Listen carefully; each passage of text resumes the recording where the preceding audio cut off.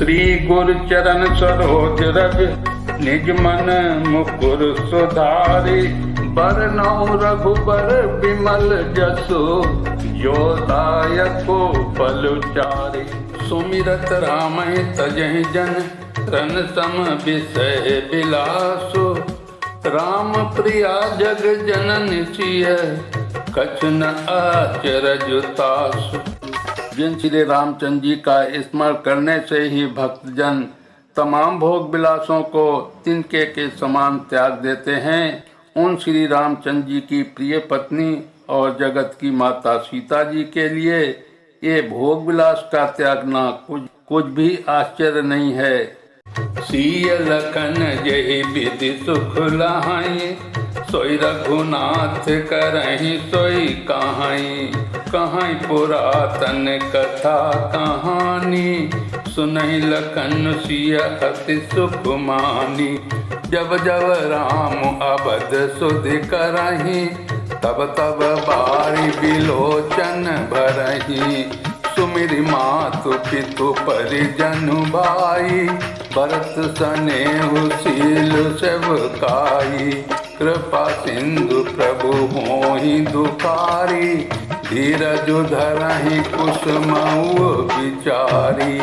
लखसिय लखन बिकल होई जाहि। जिमिपुर सही अनुसर परिछाहि। प्रिया बंधु गति लखि रघुनंदनो। धीर कृपाल भगत उर चंदनु। लगे कहन कछु कथा पुनीता। सुनि सुख लाहि लखन अरु सीता। सीता जी और लक्ष्मण जी को जिस प्रकार सुख मिले श्री रघुनाथ जी वही करते और वही कहते हैं। भगवान प्राचीन कथाएं और कहानियां कहते हैं और लक्ष्मण जी तथा सीता जी अत्यंत सुख मानकर सुनते हैं। जब जब श्री रामचंद्र जी अयोध्या की याद करते हैं तब तब उनके नेत्रों में जल भर आता है। माता पिता कुटुंबी और भाइयों तथा भरत के प्रेम शील और सेवा भाव को याद करके कृपा के समुद्र प्रभु श्री रामचंद्र जी दुखी हो जाते हैं, परंतु फिर कुसुम समझकर धीरज धारण कर लेते हैं। श्री रामचंद्र जी को दुखी देखकर सीता जी और लक्ष्मण जी भी बहुत व्याकुल हो जाते हैं। जैसे किसी मनुष्य की परछाई उस मनुष्य के समान ही चेष्टा करती है। तब धीर कृपालु और भक्तों के हृदय को शीतल करने के लिए चंदन रूप रघुकुल को आनंदित करने वाले श्री रामचंद्र जी प्यारी पत्नी और भाई लक्ष्मण जी की दशा देखकर कुछ पवित्र कथाएं कहने लगते हैं, जिन्हें सुनकर लक्ष्मण जी और सीता जी सुख प्राप्त करते हैं। राम लखन सीता सहित सोहत परन निकेत। जिमि बा सब बस अमरपुर सखी जयंत समेत। लक्ष्मण जी और सीता जी सहित श्री रामचंद्र जी पर्णकुटी में ऐसे सुशोभित हैं जैसे अमरावती में इंद्र अपनी पति शची और पुत्र जयंत सहित बसता है। जोग वही प्रभु सिय लखन ही कैसे। पलक बिलोचन गोलक जैसे। से वही लखन सिय रघुवीर। जिम अविवेकी पुरुष शरीर। यही विधि प्रभु बन बसहि सुकारी। खग मृग सुर तापस हितकारी। कहूँ राम बन गवन सुहावा। सुनो सुमंत्र अवध जिमि आवा। फिर निषादु प्रभु पहुँचाई। सचिव सहित रथ देखे सिहाई। मंत्री बिकल बिलोकिनी साधु। कही न जाई जस भयो विषादु। राम राम सिय लखन पुकारी। परयो धरन तल व्याकुल भारी। देखी दक्षिण दिश हैरी निहाई। जन बिनु पंख बिहग अकुलाही। प्रभु श्री रामचंद्र जी सीता जी और लक्ष्मण जी की कैसी संभाल लगते हैं, जैसे पलकें नेत्रों के गोलकों की। इधर लक्ष्मण जी, सीता जी और श्री रामचंद्र जी की ऐसी सेवा करते हैं जैसे अज्ञानी मनुष्य शरीर की करते हैं। पक्षी, पशु, देवता और तपस्वियों के हितकारी प्रभु इस प्रकार सुखपूर्वक वन में निवास कर रहे हैं। तुलसीदास जी कहते हैं, मैंने श्री रामचंद्र जी का सुंदर वन गवन कहा। अब जिस तरह सुमंत्र अयोध्या में आए वो कथा सुनो। प्रभु श्री रामचंद्र जी को पहुंचाकर जब निषाद लौटा तब आकर उसने रथ को मंत्री सुमंत्र सहित देखा। मंत्री को व्याकुल देखकर निषाद को बहुत ही दुख हुआ, जो कहा नहीं जा सकता। निषाद को अकेले आया देखकर सुमंत्र हा राम, हा सीते, हा लक्ष्मण पुकारते हुए बहुत व्याकुल होकर धरती पर गिर पड़े। रथ के घोड़े दक्षिण दिशा की ओर जिधर श्री रामचंद्र जी गए थे देख देख कर हिन्नाते हैं, मानो बिना पंख के पक्षी व्याकुल हो रहे हों। नहीं तन चरहि पियहि जल, मोचहि लोचन बारी, व्याकुल भय निषाद सब, रघुबर बाजी निहारी। वे न तो घास चरते हैं न पानी पीते हैं, केवल आंखों से जल बरसा रहे हैं। श्री रामचंद्र जी के घोड़ों को इस दशा में देखकर निषाद व्याकुल हो गए। दर धीरज तब कहि निषादो, अब सुमंत परिहरहु विषादो। तुम पंडित परमारथ ज्ञाता, धरम धीर लखि विमुख विधाता। विविध कथा कही कही मृदुबानी, रथ बैठारहु बर बस आनी। शोक शिथिल रथ सकई नहा की, रघुबर बिरह पीर उर बाकी। चर पराहि मग चलहि न घोरे, वन मृग मनहु आनि रथ जोरे। अड़ुकी परहि फिरि हेरहि पीछे, राम वियोग बिकल दुख तीछे। जो कह राम लखन बै देहि, करहि करहित हेरहि तेहि। बागी बिरह गति कही किमि जाति, बिन मनि पनिक बिकल जहि बाती। तब धीरज धरकर निषाद राज कहने लगा, हे सुमंत जी, अब विषाद को छोड़िए। आप पंडित और परमार्थ के जानने वाले हैं। विधाता को प्रतिकूल जानकर धैर्य धारण कीजिए। कोमल वाणी से भांत भांत की कथाएं कहकर निषाद ने जबरदस्ती लाकर सुमंत को रथ पर बैठाया, परंतु शोक के मारे वे इतनी शिथिल हो गए कि रथ को हाँक नहीं सकते। उनके हृदय में श्री रामचंद्र जी के विरह की बड़ी तीव्र वेदना है। घोड़े तड़पते हैं और ठीक रास्ते पर नहीं चलते, मानो जंगली पशु लाकर रथ में जोत दिए गए हों। वे श्री रामचंद्र जी के वियोगी घोड़े कभी ठोकर खाकर गिर पड़ते हैं, कभी घूमकर पीछे की ओर देखने लगते हैं। वे तीक्ष्ण दुख से व्याकुल हैं। जो कोई राम लक्ष्मण या जानकी का नाम ले लेता है, घोड़े हिकर कर उसकी ओर प्यार से देखने लगते हैं। घोड़ों की विरह दशा कैसे कही जा सकती है। वे ऐसे व्याकुल हैं जैसे मणि के बिना सांप व्याकुल हो जाता है। भयउ निषाद विषाद बस, देखत सचिव तुरंग। बोली सुसेवक चारितव, दिए सारथी संग। मंत्री और घोड़ों की ये दशा देखकर निषाद विषाद के वश हो गया। तब उसने अपने 4 उत्तम सेवक बुलाकर सारथी के साथ कर दिए। गोसारथी फिर पहुँचाई, बिरहु विषाद बरन नहीं जाई। चले अवध ले रथहि निषादा, होहि छनहि शन मगन विषादा। सोच सुमंत बिकल दुख दीना, दिग्जीवन रघुबीर बीना।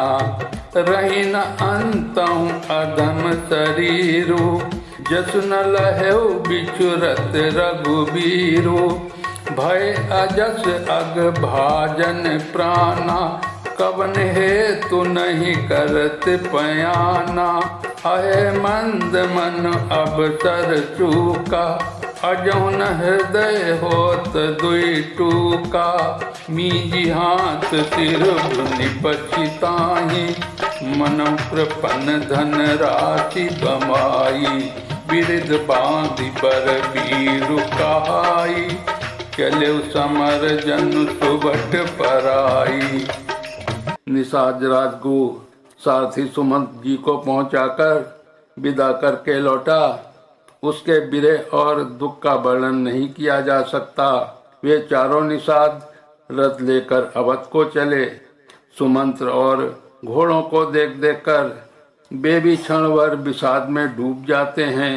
व्याकुल और दुख से दीन हुए सुमंत जी सोचते हैं कि रघुबीर के बिना जीने को धिक्कार है। आखिर ये अधम शरीर रहेगा तो है ही नहीं। अभी श्री रामचंद्र जी के बिछोड़ते ही छूटकर इसने यश क्यों नहीं ले लिया। ये प्राण अपयश और पाप के भाड़े हो गए हैं। अब ये किस कारण कूच नहीं करते अर्थात नहीं निकलते। हे नीच मन, बड़ा अच्छा मौका चूक गया। अभी तो हृदय के दो टुकड़े नहीं हो जाते। सुमंत्र हाथ मलमल कर और सिर पीट पीट कर पछताते हैं, मानो कोई कंजूस धन का खजाना खो बैठा हो। वे इस प्रकार चले मानो कोई बड़ा योद्धा वीर का बाना बनाकर और उत्तम सूरवीर कहलाकर युद्ध से भाग चला हो। विप्र विवेक की वेद विद सम्मत साधु सुजाति, जिमि धोखे मद पान करे सचिव सोचते भांति। जैसे कोई विवेकशील वेद का ज्ञाता साधु सम्मत आचरणों वाला और उत्तम जाति का कुलीन ब्राह्मण धोखे से मदिरा पी ले और फिर पछतावे, उसी प्रकार मंत्री सुमंत्र सोच कर रहे हैं और पछता रहे हैं। जिमि कुलीन प्रिय साधु सयानी, पति देवता करम मन बानी। रहाई करम बस परिहरि नाहु, सचिव हृदय तिमि दारुण दाहु। लोचन सजल डीटी भई थोरी, सुनई न श्रवण बिकल मति भोरी। सुखई अधर लागी मोह लाटी, ज्यों न जाई उर अबधि कपाटी। विवरण भयउ न जाई निहारी, मारे सिमनहु पिता महतारी। हानि गलानि विपुल मन व्यापी, जमपुर पंथ सोच जिमि पापी। बचन आब हृदय पछिताई, अवध का हमई देखब जाई। राम रहित रथ देखी जोई, सकुचि ही मोहि बिलोकत सोई। जैसे किसी उत्तम कुल वाली साधु स्वभाव की समझदार और मन वचन कर्म से पति को ही देवता मानने वाली पतिव्रता स्त्री को भाग्यवश पति को छोड़कर पति से अलग रहना पड़े, उस समय उसके हृदय में जैसा भयानक संताप होता है वैसे ही मंत्री के हृदय में हो रहा है। नेत्रों में जल भरा है, दृष्टि मंद हो गई है, कानों से सुनाई नहीं पड़ता। व्याकुल हुई बुद्धि बेठिकाने हो रही है, होंठ सूख रहे हैं, मुंह में लाठी लग गई है। किंतु ये सब मृत्यु के लक्षण हो जाने पर भी प्राण नहीं निकलते, क्योंकि हृदय में अवध रूपी किवाड़ लगे हैं। अर्थात 14 वर्ष बीत जाने पर भगवान फिर मिलेंगे, वही आशा रुकावट डाल रही है। सुमंत जी के मुख का रंग बदल गया है, जो देखा नहीं जाता ऐसा मालूम होता है, मानो इन्होंने माता पिता को मार डाला हो। उनके मन में राम वियोगी रूपी हानि की महान पीड़ा छा रही है। जैसे कोई पापी मनुष्य नरक को जाता हुआ रास्ते में सोच कर रहा हो, मुंह से वचन नहीं निकलते, हृदय में पछताते हैं कि मैं अयोध्या में जाकर क्या देखूंगा। श्री रामचंद्र जी से शून्य रथ को जो भी देखेगा वही मुझे देखने में संकोच करेगा, अर्थात मेरा मुंह नहीं देखना चाहेगा। दाई पूछी है मोहि जब बिकल नगर नर नारी, उतर देव मैं सवही तब हृदय वज्र बैठारी। नगर के सब व्याकुल स्त्री पुरुष जब दौड़कर मुझसे पूछेंगे तब मैं हृदय पर वज्र रखकर सबको क्या उत्तर दूंगा। पूछी है दीन दुखित सब माता, कहब काह मैं तीनहि विधाता। पूछी जब ही लखन महतारी, कहियों कवन संदेश सुखारी। राम जननी जब आई धाई, सुमिर बच्चु जिम धेनु लवाई। पूछत उत्तर देव मैं तेहि, ये बिनु राम लखन भय देहि। जो पूछी तेहि उत्तर देवा, जाई अबद अब यही सुख लेवा। पूछी जब ही राव दुख दीना, जीवन जासु रघुनाथ अधीना। देहों उतर कौन मोह लाई, आयों कुशल कुंवर पहुँचाई। सुनत लखन सिय राम संदेशु, तृण जिमि जन परिहरि नरेशु। जब दीन दुखी सब माताएं पूछेंगी तब हे विधाता मैं उन्हें क्या कहूँगा। जब लक्ष्मण जी की माता मुझसे पूछेंगी तब मैंने कौन सा सुखदायी संदेशा कहूँगा। श्री रामचंद्र जी की माता जब इस प्रकार दौड़ी आएंगी जैसी नई ब्याही हुई गौ बछड़े को याद करके दौड़ी आती है, तब उनके पूछने पर मैं उन्हें क्या उत्तर दूंगा कि श्री राम लक्ष्मण सीता वन को चले गए। जो भी पूछेगा उसे यही उत्तर देना पड़ेगा, हाय अयोध्या जाकर अब मुझे यही सुख लेना है। अब दुख से दीन महाराज जिनका जीवन श्री रघुनाथ जी के दर्शन के ही अधीन है, मुझसे पूछेंगे तब मैं कौन सा मुंह लेकर उन्हें उत्तर दूंगा कि मैं राजकुमारों को कुशल पूर्वक पहुंचा आया हूँ। लक्ष्मण सीता और श्री राम का समाचार सुनते ही महाराज तिनके की तरह शरीर को त्याग देंगे। हृदय न बिदरे पंकजिमि, बिछुरत प्रीतम नीरु।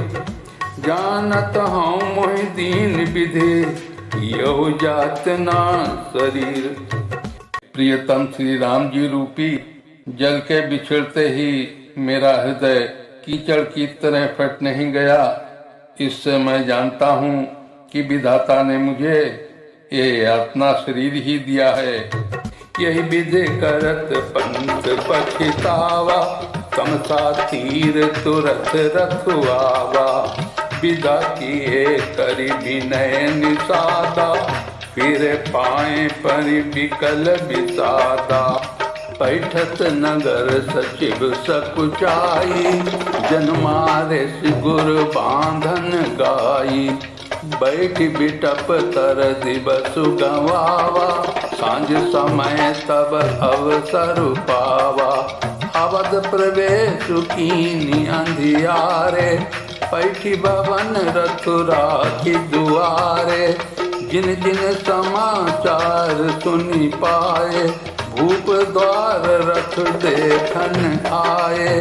रथ पहचानी बिकल लखी घोरे, गरहि गात जिमि आतप ओरे। नगर नारी नर व्याकुल कैसे, निगटत नीर मीन गन जैसे। जो पापी जीवों को नरक भोगने के लिए मिलता है। सुमंत इस प्रकार मार्ग में पछतावा कर रहे थे इतने में ही रथ तुरंत तमसा नदी के तट पर आ पहुंचा। मंत्री ने विनय करके चारों निषादों को विदा किया। वे विषाद से व्याकुल होते हुए सुमंत के पैरों पड़कर लौटे। नगर में प्रवेश करते मंत्री ग्लानि के कारण ऐसे सकचाते हैं मानो गुरु ब्राह्मण या गौ को मारकर आए हों। सारा दिन एक पेड़ के नीचे बैठकर बिताया। जब संध्या हुई तब मौका मिला। अंधेरा होने पर उन्होंने अयोध्या में प्रवेश किया और रथ को दरवाजे पर खड़ा करके वे चुपके से महल में घुसे। जिन जिन लोगों ने एक समाचार सुन पाया वे सभी रथ को देखने रात द्वार पर आए। रथ को पहचानकर और घोड़ों को व्याकुल देखकर उनके शरीर ऐसे गले जा रहे हैं, ऐसे क्षीण हो रहे हैं जैसे घास में ओले। नगर के स्त्री पुरुष कैसे व्याकुल हैं जैसे जल के घटने पर मछलियां व्याकुल होती हैं। सचिव आगमन सुनत सब विकल भयो रण्यवासु।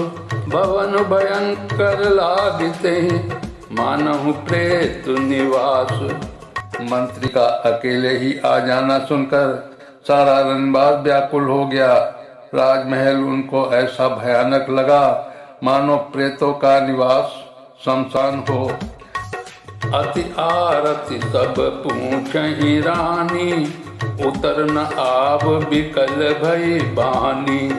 सुनई न श्रवण नयन नहीं सूझा।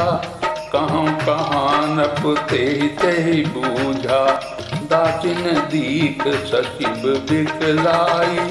कौशल्या ग्रह गई लवाई। जाई सुमंत दीख कस राजा।